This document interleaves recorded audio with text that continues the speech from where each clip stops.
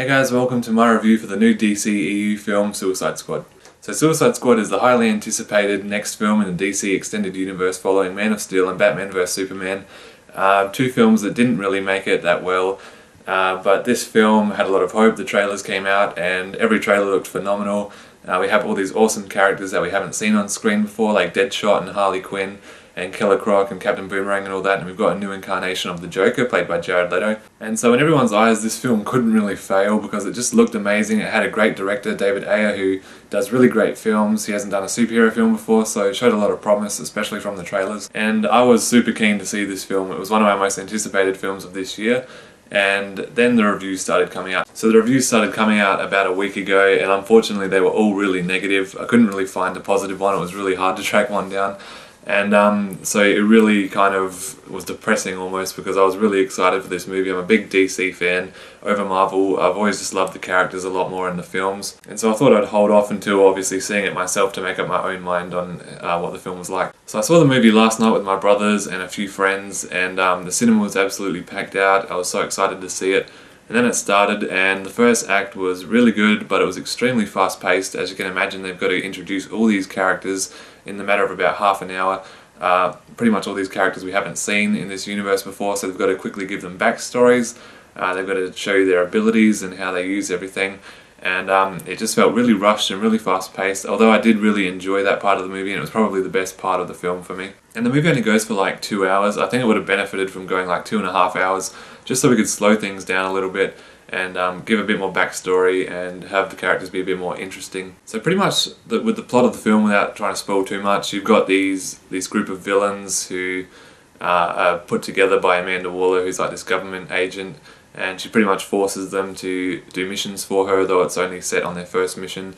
They go into the city that's been evacuated because there's this supernatural force, I guess you could call it, going on, and they have to kind of find it and stop it. I don't want to say too much more about that because it will spoil a few things, but that was really the weak point of the film, the villain, and you can understand why they didn't show this villain in the trailers, because it really is what wrecked the movie for me. It was just your kind of typical cliched, over the top with CGI visual effects villain that just has no real ambition to be a good villain, or no real reason to want to do what the character has to do, and they pretty much just want to wipe out the human race. So the villain was the weak point of the film for me, and that's why the third act probably suffered most, because that's the most we saw of that character.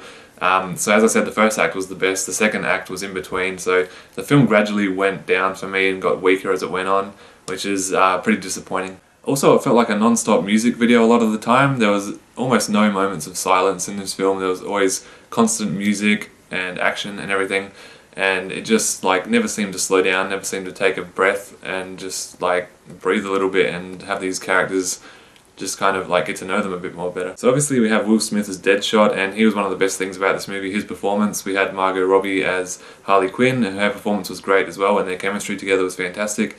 And we also had Jared Leto as the Joker. He was the reason I was really excited for this movie. He's a fantastic actor, and just the character of the Joker in general is a fantastic character in the DC universe, and I always love seeing him on screen.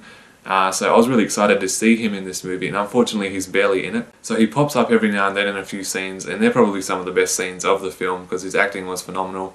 And I also watched an interview with him this morning saying that most of his scenes were cut from the film, and that's really disappointing because I really thought he was the best thing about this movie, and they should have just kept everything in that he was in. But I would like to see them release kind of like an extended version with the Blu-ray, hopefully, like they did with Batman vs Superman, where they have all those scenes restored in the film, and yeah, I'd just like to see what it would be like. So we've got Viola Davis playing Amanda Walker, and she was quite good. She resembled the cartoon character pretty well from the comics. Joel Kinnaman was Colonel Rick Flag, and he was alright. He's not great, he's not really one of my favourite actors, but he was okay. Courtney was Captain Boomerang, and I haven't really seen him in anything before this, but he was quite funny and entertaining. And there was also a whole heap of other characters who were in the Suicide Squad as well, but a lot of them didn't get a lot of screen time because obviously being a 2-hour movie they had to pack a lot into this film, so they mainly focused on Deadshot and Harley Quinn. So unfortunately I really wanted to love this movie, but I just couldn't.